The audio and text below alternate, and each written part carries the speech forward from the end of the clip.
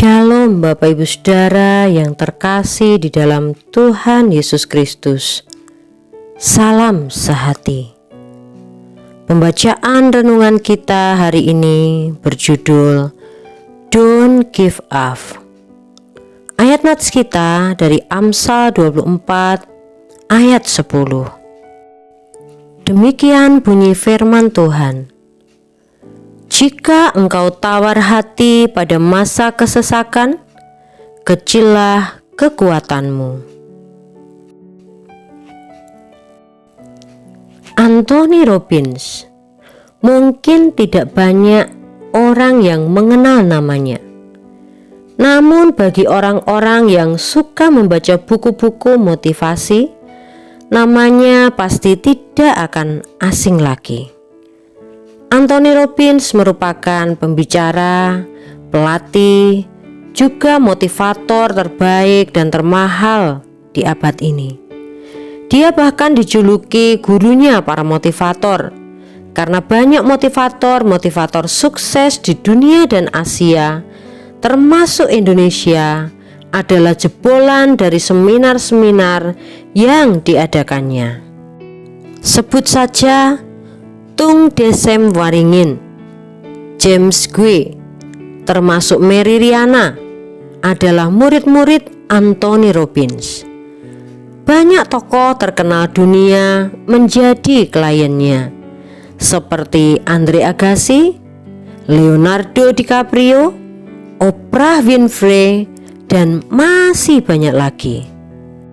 Di usianya yang ke-18, ia dianugerahi penghargaan dari salah satu surat kabar nasional di Amerika Serikat sebagai Wonder Boy karena penghasilannya mencapai $10.000 dalam sebulan.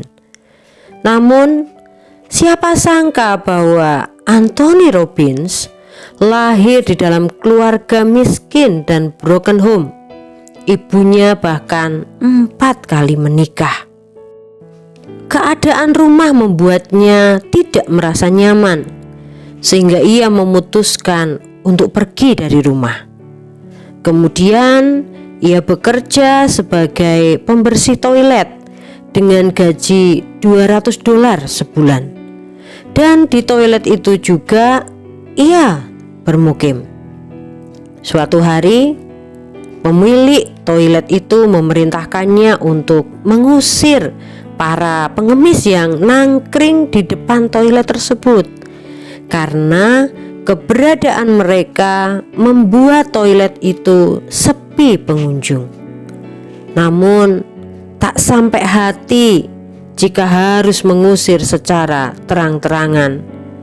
Oleh karena itu, Anthony lalu melakukan pendekatan terhadap pengemis itu, mengajak berbicara dan menyemangati mereka agar mereka mau mengubah hidupnya. Para pengemis itu akhirnya sadar bahwa mereka bisa sukses dan mereka mau pindah ke tempat lain untuk bekerja, bukan sebagai pengemis. Salah satu dari pengemis itu suatu hari datang menyapa Anthony untuk mengucapkan terima kasih karena telah membukakan pikirannya sehingga ia berhasil menjadi manajer di sebuah perusahaan. Inilah awal kesuksesan dari Anthony. Manajer itu mengatakan bahwa Anthony memiliki karunia untuk memberi semangat pada orang lain. Ia pun menyarankan agar Anthony mengikuti seminar Jim Rohn yang telah mengubahkan hidupnya. Anthony lalu mengikuti saran tersebut. Dan benar saja, setelah mengikuti seminar itu, setiap hari ia terus bekerja dan belajar dengan lebih giat, yang pada akhirnya membuatnya menjadi seorang motivator. Kisah hidup Anthony memberi kita pesan penting bahwa siapapun bisa meraih keberhasilan asalkan punya semangat juang dalam mengatasi kesulitan hidup. Amsal jauh sebelumnya juga berkata, "Jika engkau tawar hati pada masa kesesakan, kecillah kekuatanmu." Besar kecilnya kekuatan yang ada di dalam kita ditentukan oleh keadaan hati kita. Karena itu, bagaimanapun kesulitan hidup yang kita alami saat ini, jangan menyerah, apalagi sampai putus asa.